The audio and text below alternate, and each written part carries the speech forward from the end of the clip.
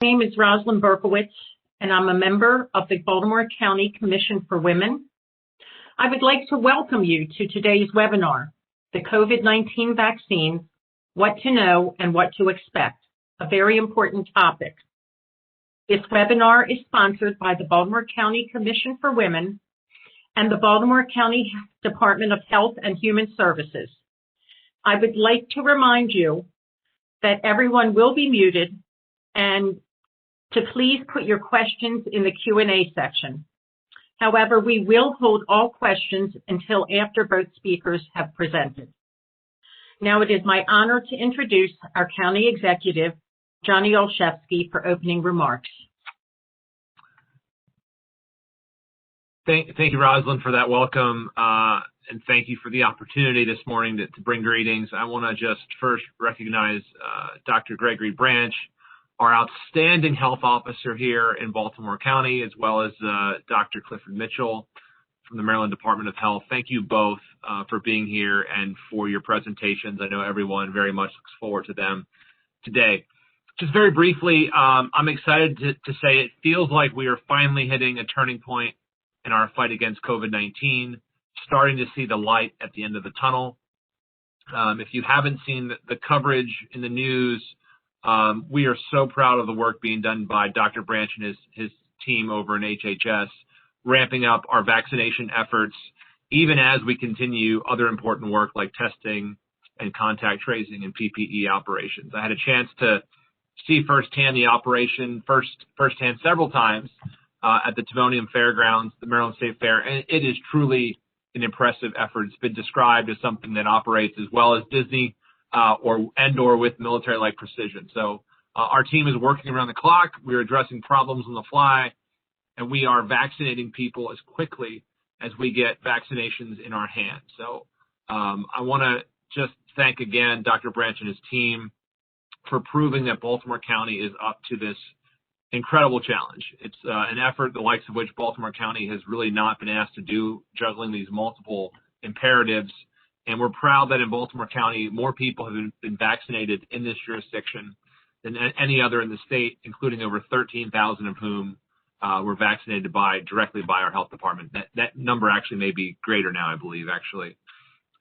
We continue to work closely with our hospitals, who have also been critical testing partners and who we're working with on vaccination. And meanwhile, for anyone who's interested, and I'm sure Dr. Branch may mention this too, we've launched a vaccination portal.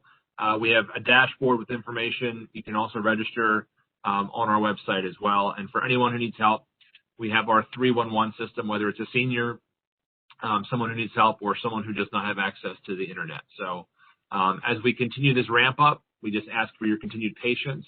Local governments are at the end of the supply chain.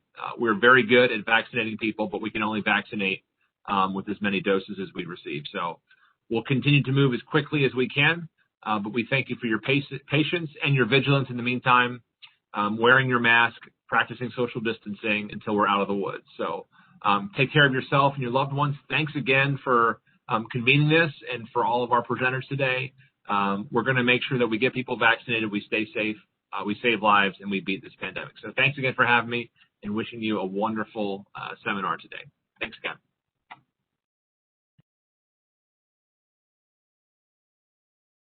And thank you very much. Now I'd like to introduce Dr. Gregory William Branch, is the Director of Health and Human Services and Health Officer for Baltimore County.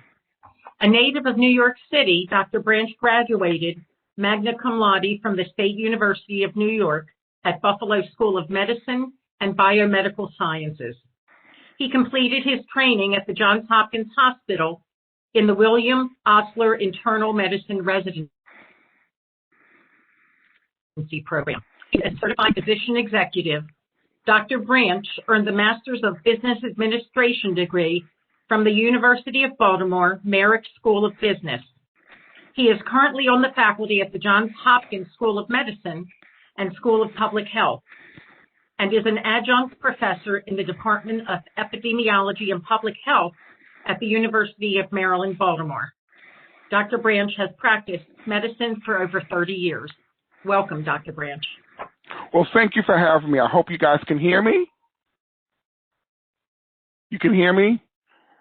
Okay, perfect. I'm glad you can hear me, and thank you for inviting me today. I would like to thank the Baltimore County Commission for Women for inviting us, especially one of my soldiers in this war, Dr. Teresa Messler. Thank you so much. She's been wonderful, and I would also like to thank the county exec for his kind words and also his leadership in this pandemic. Very quickly, I'm just going to go over some things. We're going to go over a COVID-19 overview, what our role is in health, the vaccine rollout, and then what everybody needs to know. So just let everyone know the COVID virus, it's a novel virus. It is new. It is here, it's ever-changing, and it is potentially dangerous. It's potentially deadly also. I will mention to you that it was first confirmed in a Baltimore County case was on March 12th, 2020. And unfortunately, as of March 18th, 2020, we had our first death. Currently, we've got 46,254 confirmed cases. And we also have 1,093 confirmed deaths. So at this particular time, HHS is simultaneously running 5 massive operations. We're doing our hotline, contact tracing, outbreak investigations, COVID testing, and the COVID vaccine. So our hotline calls, we've done almost 40,000 calls we responded to, and then we've also given out 200,000 safety kits. And the safety kits are gloves, hand sanitizer, and masks that we give out in the community. Contact tracing, we've hired 110 staff, and we've done, for the past October to December, we've done over 13,000 contacts, and we've reached approximately 59% of the people. For our outbreak investigations, we currently have 118 outbreaks investigations at different facilities and schools and things like that. We also COVID testing. We've almost done almost 80,000 COVID tests, and we continue doing our testing 5 days a week, and we're testing at 5 different locations around the county. And then the COVID-19 vaccines, it's very, very effective. Approximately 95% of people are protected from severe or symptomatic COVID. It continues to be limited nationwide. So what we're hoping for is to get more vaccines soon. But the key at this point now, it is limited nationwide. We don't know how much doses we're going to receive from week to week. So once we find out on a Saturday that we're going to receive some vaccine on a Tuesday, and then we kind of go and plan from there. And currently in this week, we're planning to give 8,000 vaccines this week. So we received our first doses, 100 doses on 12/23/20. We actually got those doses in people's arms on the same day. We currently lead the state in the number of residents vaccinated for Baltimore County. And I can tell you that as of this day, we've vaccinated over 20,000 county residents. So what we have for our rollout is a provider registry. We launched a provider registry, and that's for the doctors and their staff. We launched on January 4th, and over 5,000 registered. And if there is a provider, a healthcare worker who works in Baltimore County or lives in Baltimore County, they can register at our provider registry. And you can see the address up there. For the public registry, we launched it on January 15th. We've got nearly 160,000 people registered so far. We've got 35,000 people who are above the age of 75. And we're asking everyone to register. And once you register, we will then send you an appointment once we get enough vaccine and once your priority group comes up. So we're working to make vaccinations more accessible as the vaccine supply increases. We will be adding locations. Right now we're at the Timonium Fairgrounds, but we will be adding locations on the east and the west side of the county. And we're launching campaigns targeting hard-to-reach audiences. And then we're also exploring transportation options for individuals who may have transportation issues. So what everyone needs to know at this point now is the registry remains open. Sign up today. If a senior needs assistance in registering, they should clearly ask their family or friends to assist. And if they don't have that, they can call 311 and they will assist them in trying to register. Placing your information in the registry does not create a vaccination appointment. We will invite you to schedule an appointment when vaccine is available and when we're serving your priority group. Currently, we're serving members of the priority categories 1A and 1B. And what does that look like? You can see 1A is the healthcare residents, the healthcare workers, first responders, public safety, corrections. And you can see in 1B, we got folks who are over the age of 75 and the education and the continuity of government. The state has moved to 1C in Baltimore County. We have not moved to 1C at this point now. We have a very limited amount of vaccine, and we've still got so many folks who are above the age of 75 who we need to get the vaccine to. So we can't move, obviously, to folks who are 65 and older until we can get to people completed who are 75 and over. So what I say to everyone is please be patient. This is a marathon and not a sprint. We now have the vaccine, but we still must continue to practice the 3 W's. Wash your hands, watch your distance, 6 feet, and wear your face mask. Please assume that everyone you meet is potentially spreading the virus, and that's even close friends and family members. So if you don't live in the home with somebody, you should assume that they may potentially have the virus, and you want to continue to wash your hands, watch your distance, and wear your face covering.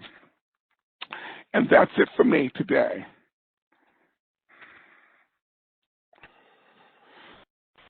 Thank you very much, Dr. Branch. And now I'd like to introduce our second presenter, Dr. Clifford S. Mitchell. He is the Director of the Environmental Health Bureau in the Prevention and Health Promotion Administration, Maryland Department of Health. He joined the department in 2006 after 14 years on the faculty of the Johns Hopkins Bloomberg School of Public Health.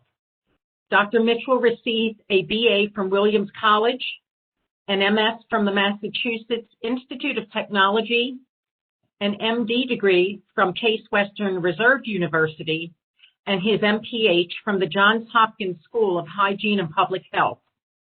Dr. Mitchell oversees a wide array of public health projects in the Bureau, including climate change, environmental public health tracking, occupational injury and illness surveillance, violent death and opioid mortality surveillance, and a new home visiting program for children with asthma or lead exposures, funded through the Children's Health Insurance Program. He has served on several state and national environmental health advisory committees and has contributed to peer-reviewed publications and reports in the fields of environmental and occupational health. Thank you very much, Dr. Mitchell.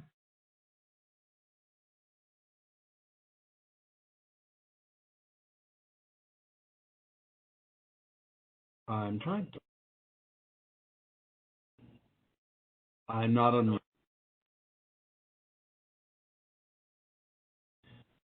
Can you guys?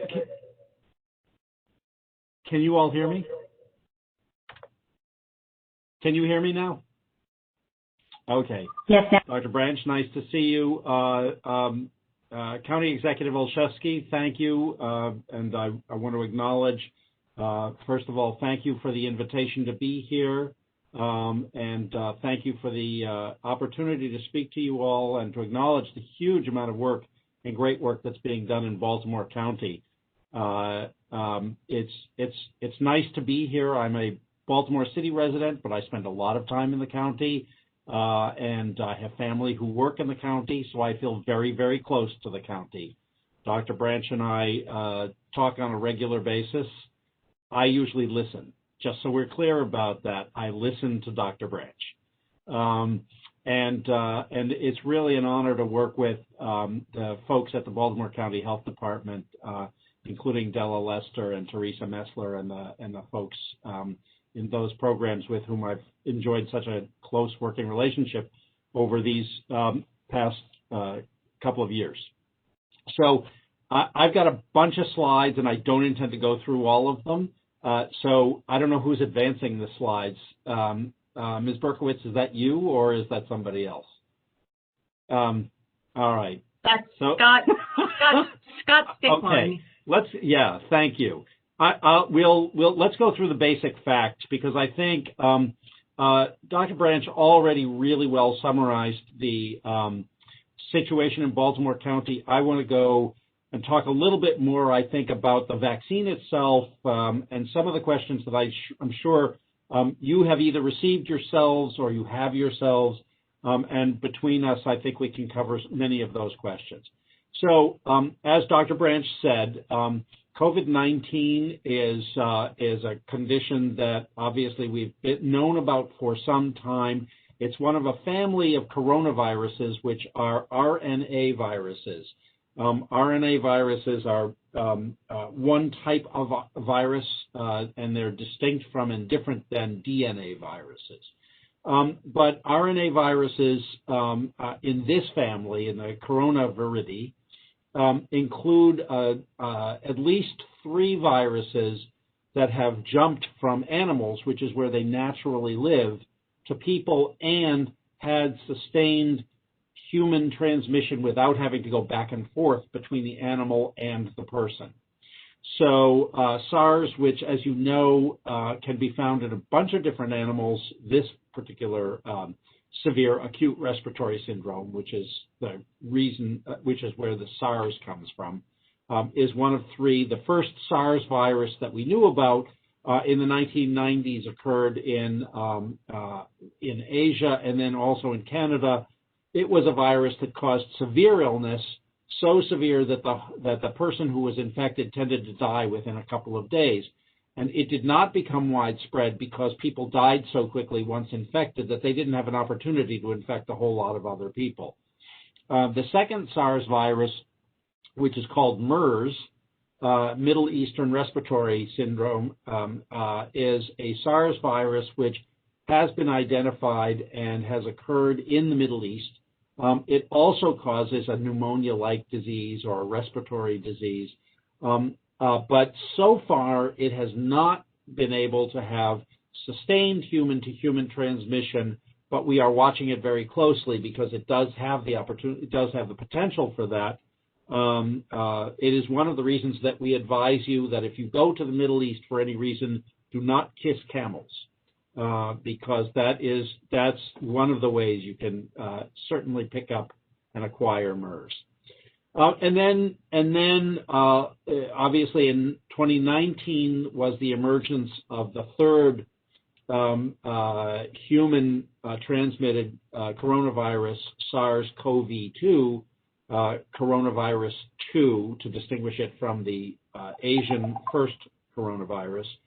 And that virus, which is again an RNA virus, can infect people in a variety of different ways.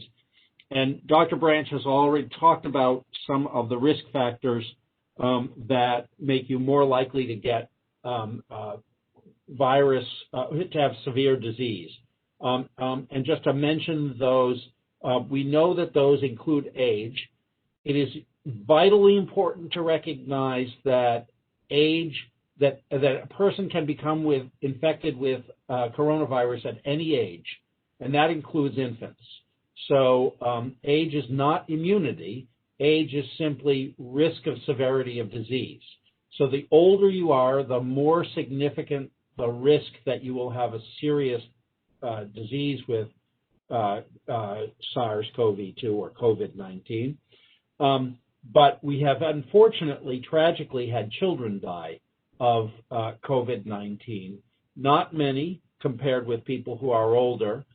And most children, if infected, have a relatively mild disease, which is either like a cold or a flu or, minimal symptoms, or in some cases, essentially no symptoms that they would recognize or acknowledge.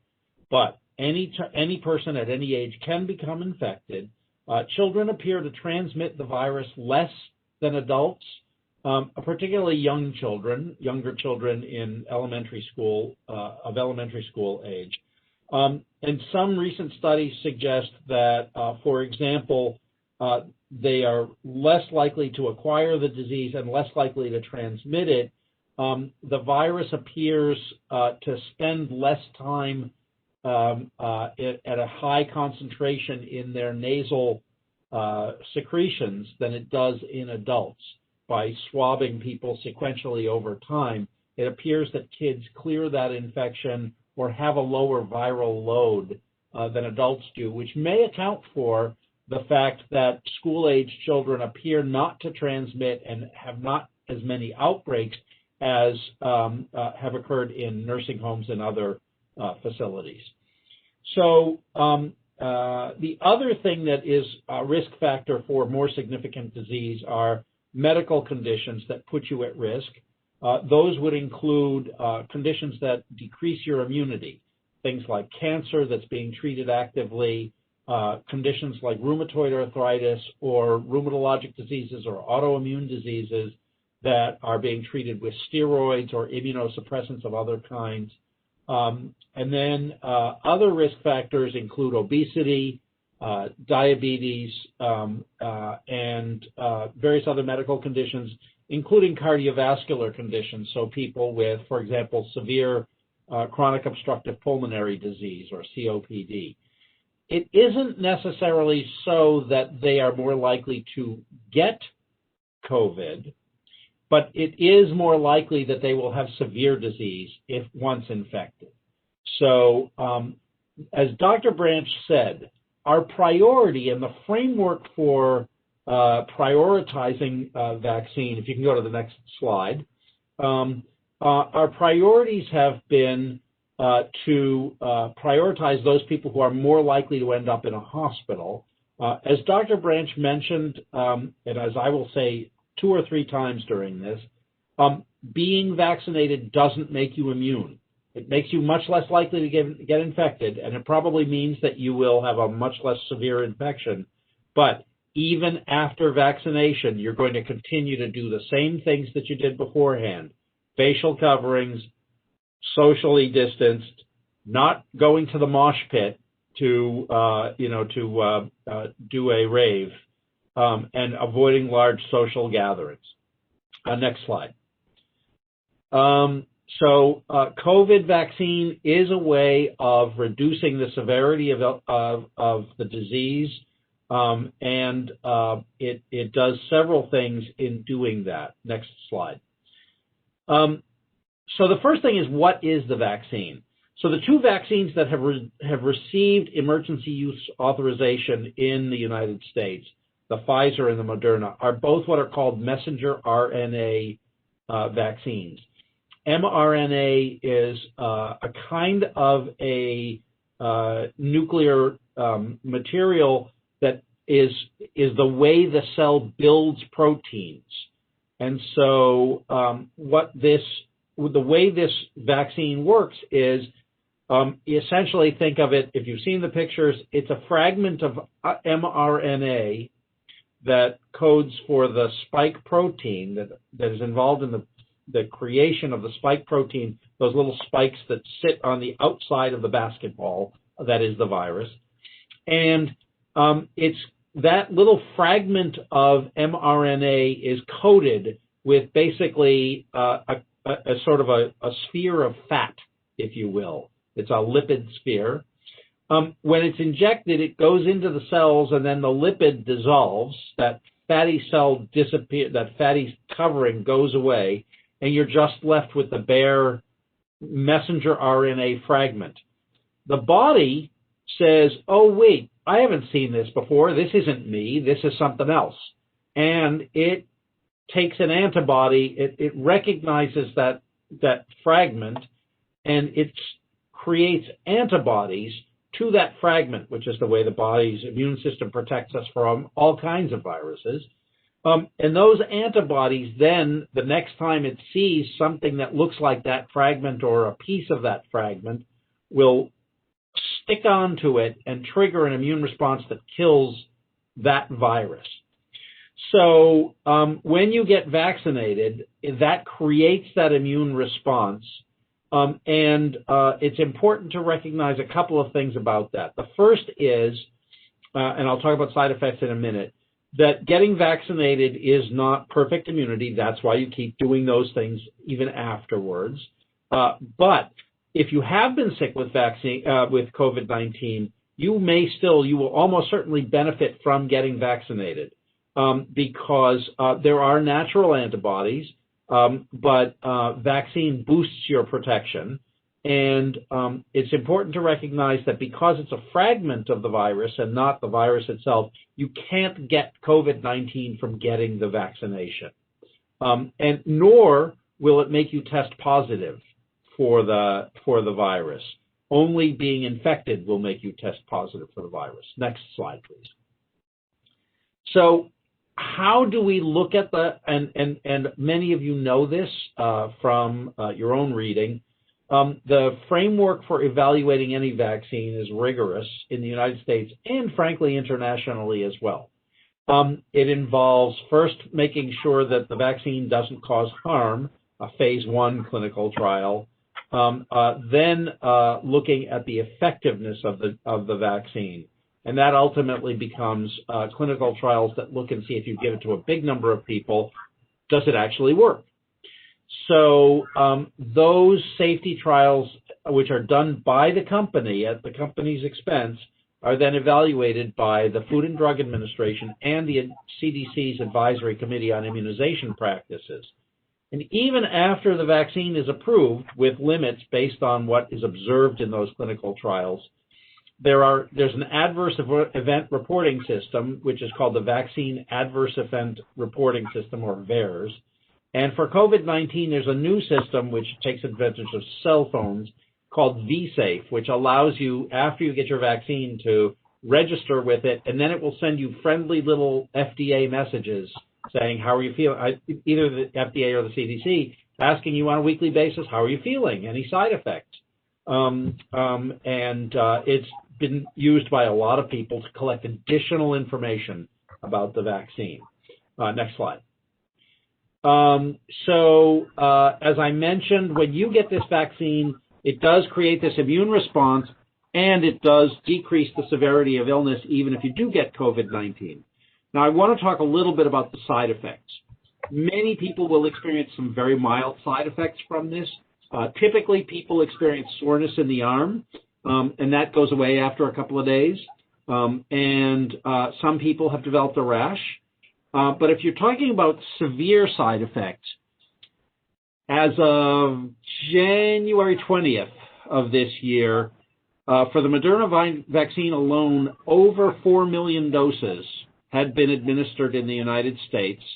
And of those, there had been, I believe, 1,266, or 0.03%, serious adverse events reported on those vaccine doses. So 0.03% were reported to have had some serious side effect of one kind or another. Of those, 108 were investigated as possible anaphylaxis. Anaphylaxis is that thing where all of a sudden your immune system goes crazy and it closes up your throat and you stop breathing, and it's a very bad thing. It's a medical emergency, but it can be treated with epinephrine, and that's why people who experience anaphylaxis typically carry an epinephrine pen along with them. But of those 108 cases that were investigated, I believe around 10 were thought to be true anaphylactic reactions, and all of those were treated successfully. I do want to emphasize, and let's be frank about this, any vaccine that you are giving to the entire U.S. population or a huge number of people, there are likely to be some side effects, including some potential serious side effects. But when weighed against the 400,000 deaths that have occurred from COVID already, for me, it's not a difficult choice that vaccine makes sense. Because as Dr. Branch said, we have had a huge number of people infected in the United States, and we have lost a huge number of people. Vaccination is the only way we're going to blunt that over time.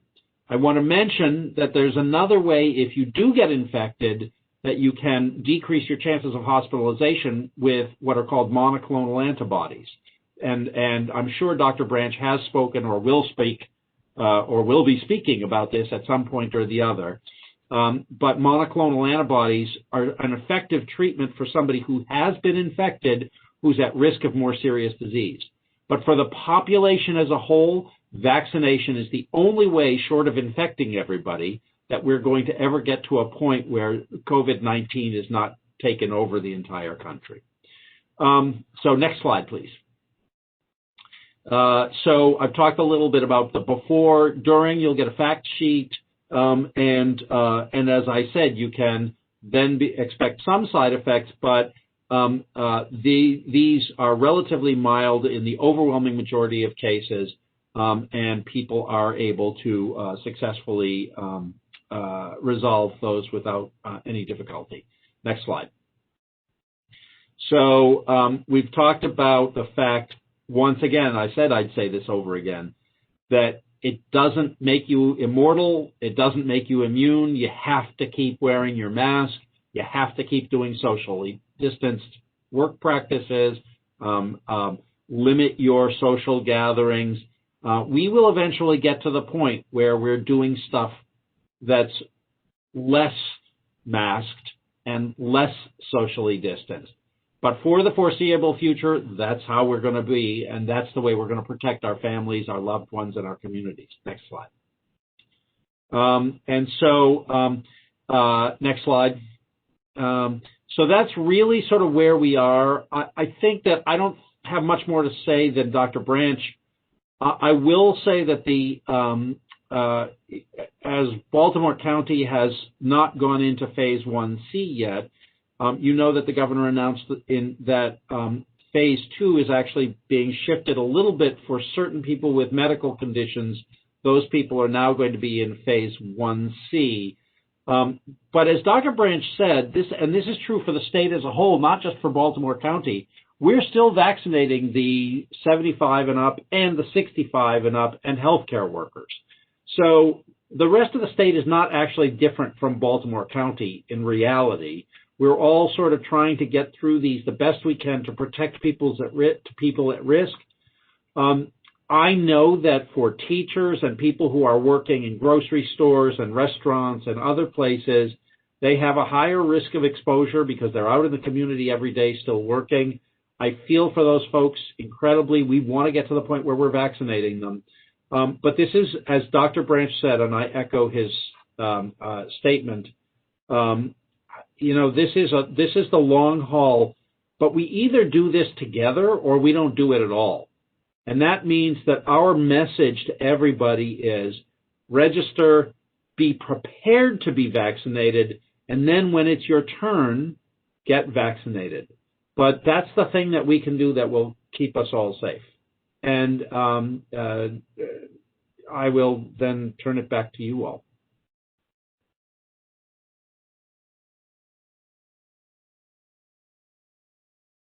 Thank you, Dr. Mitchell. I'd like to introduce one of my fellow commissioners. Ms. Berkowitz, you're on mute. Oh. It says I'm not. You're good, Roz. Am I good? Okay, I'd like to introduce one of my fellow commissioners, Sabrina Jones, who is going to address the questions. Good morning, everyone. I'm glad to see the many Baltimore County citizens turned out for this webinar today. So I received 2 questions on my cell phone.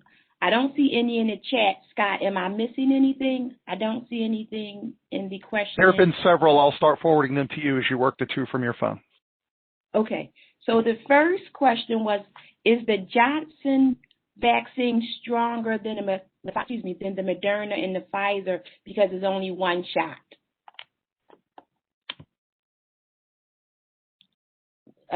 Dr. Mitchell, we can't hear you.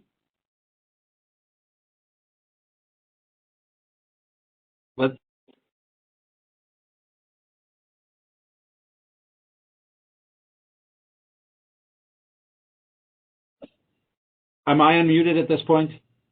Yes, we can hear you. Okay, sorry. Everything is working slowly here in the office today. I'm working slowly. The mute's working slowly. It's difficult to say. That the truth is that the Moderna and Pfizer vaccines are about as effective as any of the vaccines that we've seen. And in fact, a single shot vaccine might be slightly. It's hard to say that it's stronger. I think that the best way to describe it is it may not be quite as effective overall, but it's still very effective. And the advantage of having a single shot vaccine is that you don't have to give a second shot, a second dose. So I don't know that I would call it stronger. I think that if you look at the data, and I have not seen the detailed data for the Johnson & Johnson vaccine yet, but if you look at the data, that I think that at this point, it's unlikely to be stronger in the sense that it's going to be more effective. And it might have either approximately the same or a little bit less effectiveness, but it's still going to be effective for the majority of people who get the vaccine. It will trigger an adequate immune response. Dr. Branch, did you want to add to that? I'm not going to add to that. I think that's fine, but I will tell you that they have not gone before the FDA for the emergency use agreement at this point now. That's so correct. Until they do that, we're so busy giving out the Moderna and the Pfizer, I'm going to let the FDA tease through what the comparisons are with the vaccines, and then we'll be able to comment. Thank you. The next question, when will 65 and over with compromised immune systems that are very high risk hear from the health department or anyone else? No appointments to be found. When you submit from the Baltimore County website, why do you not get a receipt of submittal? Okay, so I will start with the last portion of that, and then I'll go to the front one of that. So at this particular time, when you join our registry, you will receive an email submission. When we first booted up the registry, that was not the case, but we had gotten some feedback from the residents, and then we actually placed that in and instituted that. You will hear from us as soon as we are able to get through on the vaccine. So let me just explain. I'm going to give some numbers here so you can get a sense. I've got about 20,000 people who are 75 and over on my list at this particular time. I am getting approximately 5,000 to 8,000 vaccines per week. So it's going to take me a while to get through that. That's why I hope and I pray that I'm going to get more vaccine. I just want everyone to know that Baltimore County is ready to ramp up. So as soon as we get more vaccine, we'll be able to get it into people's arms. And the more vaccine we can get, the sooner we'll be able to call you. I cannot tell you at this particular time when that will be, but I'm glad that the person is on the registry, because as soon as we get more vaccine, we'll be able to get through our listing much, much, much quicker. Thank you, Dr. Branch. Another question piggybacking on that. If you registered weeks ago, should you register again? Is there a way to tell if you registered? You do not have to register again if you've already registered, but I do tell people that if you can register in multiple jurisdictions, you should register in multiple jurisdictions. Okay. What is herd immunity and is it real? So herd immunity, let me just explain a little bit about how to think about this. Let's suppose that you're in a room. Let's suppose that all of us on the screen are in a room together. If one of us is infected, if, say, I have COVID-19, but all the other people in the room have never had COVID-19, then the likelihood is that they're going to get COVID-19, because COVID-19 is able to go from person to person. That's the way it's transmitted. However, if 9 out of the 10 people in the room have already been infected and have antibodies, the likelihood is that if I come in and I'm infected, I'm not going to infect anybody else, because they have antibodies already. And when the virus gets into them, which it will, it doesn't protect you from inhaling the virus. The immune system is triggered when you inhale the virus, and the virus goes into either your lung or your gut and then gets into the blood. And then those little circulating antibodies see it and say, oh, I recognize you, you're bad. Stick on to it and kill it. And that process prevents you from being infected. Or if you are infected, it severely limits your disease because your immune system fights it off. You may experience it as a mild flu or a cold rather than the severe form of the disease. That's herd immunity. The more people who have the disease, the less able it is to transmit in the population as a whole. And at some point, for some diseases, we have gotten to the point with smallpox, for example. We got to the point where we had immunized enough people that somebody infected with smallpox out in the middle of a country couldn't find anybody who hadn't been vaccinated or infected previously, and smallpox itself died out. It could not transmit in the wild. Now, we may not get to that point with COVID ever, because we haven't gotten to that point with influenza because of mutations and other things. But that's the idea of herd immunity, and it is very real. Thank you, Dr. Mitchell. Is it okay to get on different appointment lists, still trying, and 1C+ have HBV, obesity, and asthma? The answer to that is yes. If you can get another registry, you should do that. And HBP is high blood pressure. Should people wait for the Johnson vaccine? I would say no. I would say people should get on the list now if they are eligible. Okay. Do citizens have a choice whether they get a Moderna or a Pfizer vaccine? Everyone always has a choice in anything that goes into their bodies. However, I will say that once you are invited to a clinic, we let you know which one we have at that particular time. So I had some Moderna, and now I have Pfizer. So therefore, if you're coming to my clinics at this particular time, it would be Pfizer. If you prefer not to have Pfizer for whatever reason, then you would have to go to a different jurisdiction to get that, and looking for a jurisdiction that would have Moderna. Thank you. Reports are showing that there are a lot of waste, with some facilities throwing out or spoiled vaccines. What is Baltimore County doing to ensure we are not wasting the vaccine? We don't waste any vaccine in Baltimore County. I'm going to say this again. Baltimore County does not waste any vaccines. And let me just explain to you how it worked out and what we did immediately. What happens is when you draw the vaccine up, it's supposed to be like 5 or 10 doses in that bottle. Due to the fact that we have specific types of needles drawing it up, it just so happened that rather than getting 10 out of that bottle, we may have been able to get 11 or 12. And so therefore you have, quote, extra vaccine.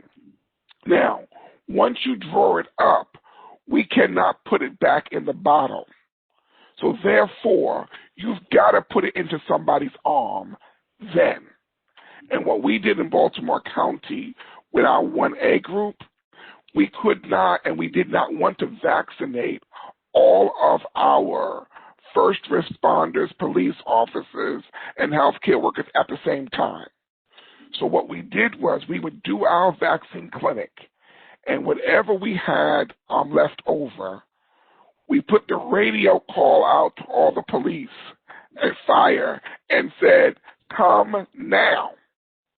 And then they all came, right, and they can get the leftover vaccine. So that was a way of us utilizing the vaccine spur of the moment. So we have not, in any way, shape, or form, wasted any vaccine. I've put it into somebody's arm. Okay, thank you. African Americans tend to be skeptical about vaccines. Clinical trials due to the atrocities from the past. How can we get them to believe they should take the vaccine? I'm not too sure who asked that question, but I would love to hear their thoughts on that, because we try a whole lot. So this is now 2021. We are not in 1950 any longer. And I can stand here and say, as an African American, that I got the vaccine, and I made sure that my mom got the vaccine, who's 84 years old, and I would not give it to my mom if I thought that there was something wrong with this vaccine. The studies have borne out that this is a very effective vaccine, and in those trials, they had African Americans who were there. The only thing I can say is, at this particular time, the vaccine is safe and it is very effective. So what we're going to be doing is we're going to bring the vaccine into particular neighborhoods and churches and stuff, so that those people would feel trusted. I'm going to ask some of the Hispanic and African American and persons of color, those leaders, to come forth and also get the vaccine so they can show people that it is safe and effective. So those are some of the things that we're really trying to do, and we're really trying to get the word out on Facebook and in the media to let people know to come in to get the vaccine, because those are the groups of people who are really terribly affected by COVID, and we want them to be vaccinated. Okay. Dr. Branch and Dr. Mitchell, are you both still okay with time? I have a few more questions. You okay? Yeah. I'm still okay-ish. Yeah. Okay. I'm okay for the next probably 5 to 7 minutes. Yeah. Okay, great. According to the governor's orders, individuals with I/DD diagnosis are supposed to be 1B. However, hospitals and health departments, hospitals and health departments are prioritizing healthy senior citizens over those of us with health conditions. How can we best get ourselves higher up on the list? So let me just say, I think that we've heard many times this question, and I completely understand where it comes from. It's very difficult, and I know because I've been involved in many of these discussions, to sort of take an individual and say that or a group and say their risk is greater than another group, except in very broad categories. What we do know is that people who go into the hospital who are older, especially with more significant illness, are at the greatest risk of dying. Absolutely. Now, there are individuals with severe clinical conditions who may also be at risk, and we want to vaccinate them as well, and they are clearly people who we want to make sure get vaccine. But as a group, the group with the highest overall mortality and risk is that oldest aged group, which if it goes into if the folks in that group go into the hospital, they have a very, very high risk of death. So as Dr. Branch said, and I would just say again, we are trying to get to everybody, and it's, when you are in a situation where there is a limited supply of a thing that is life-saving, it makes for terrible choices. And I will just be frank about that. It's very difficult. None of us wants to be in a position where we say we're valuing the life of one person over another. That's not what this is about.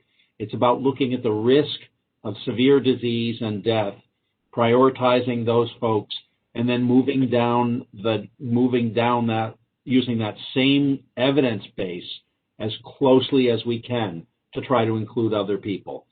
So, none of this is perfect, none of it is magic, and none of it is ever going to be in a situation where we'd like to be, which is enough vaccine for everybody all at once.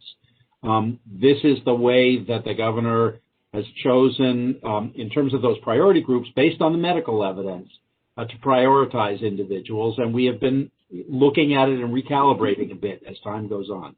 But this is, I think, as scientifically defensible and as ethically defensible a position as we can be. So 2 last questions. One, will your slideshow be available after the program today? That's up to you because you have my slides. Same here. Okay. So then, yes. And is there a centralized state or county registry that keeps track of people's vaccination history? Yes. It's called Immunet. Okay. Last question. Were vaccines given to people who were not eligible because they may influence others to get the vaccine? Well, I can't speak with complete knowledge on this. We have tried to be very fair and equitable and to follow the governor's mandate. And I believe every single health department has done exactly the same thing. Let me just say that, if I understood this question correctly, can you just repeat it again? Certainly. Were vaccines given to people who were not eligible because they may influence others to get the vaccine? Okay, so the answer to that, I'm going to say, is not yet in Baltimore County, but that will probably happen sooner rather than later.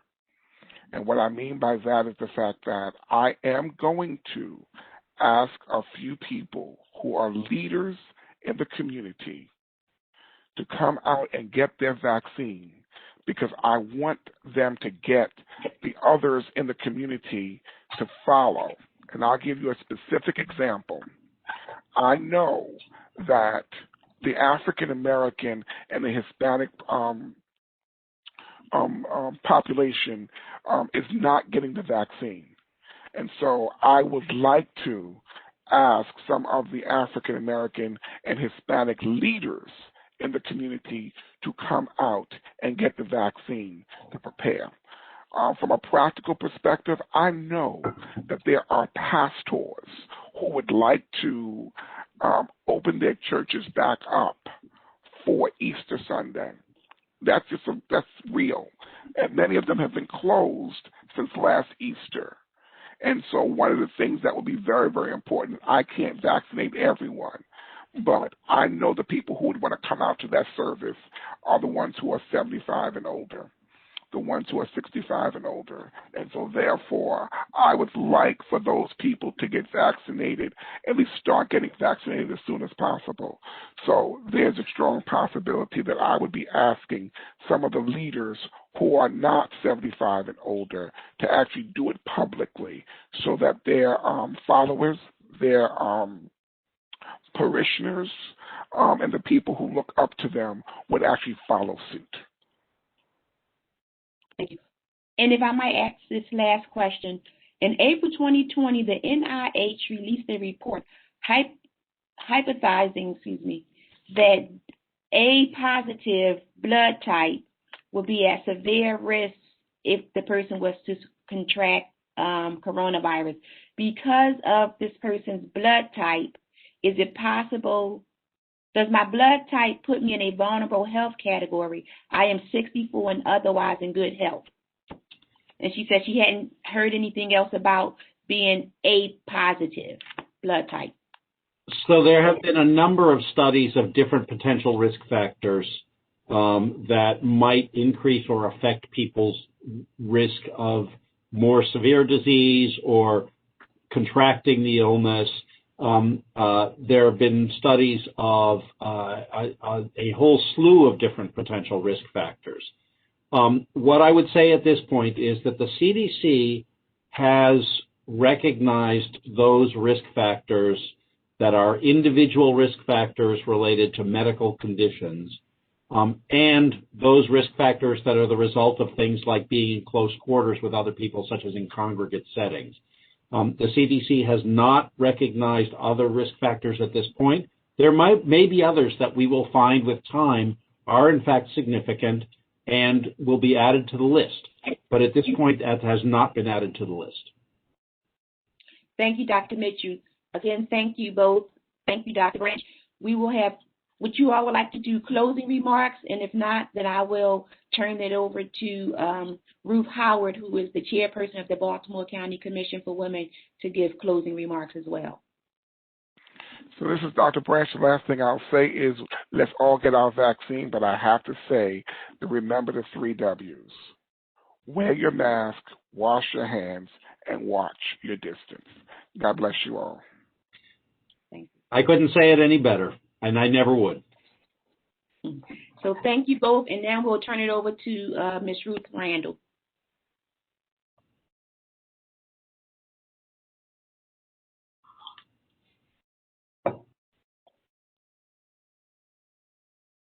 Ruth, can you hear me? I couldn't get off. Good afternoon, Dr. Branch and Dr. Clifford. Thank you so much for sharing some relevant and current information with us today. Dr. Branch, I want you to know I'm volunteering my pastor from St. Stephen's AME Church to get tested. I just texted him. He says he's in agreement and he will do it for you. County Executive Olszewski, thank you for coming out today. And I'd like to thank the Women's Health Committee from the Baltimore County Commission, Sabrina, Roz, and Teresa. You're doing a great job with this. Working for a healthcare organization, I hear the horror stories of people who are impacted by COVID, and there's a lot of misinformation out here. So that's why we brought in the experts today. So continue to listen to the experts. The health department is doing its job. The healthcare professionals are doing what they're supposed to do, but it's up to us as individuals to do our part. So let's not become a statistic. Stay safe, do the 3 W's, and thank you for supporting the Baltimore County Commission for Women today. Everybody have a great day.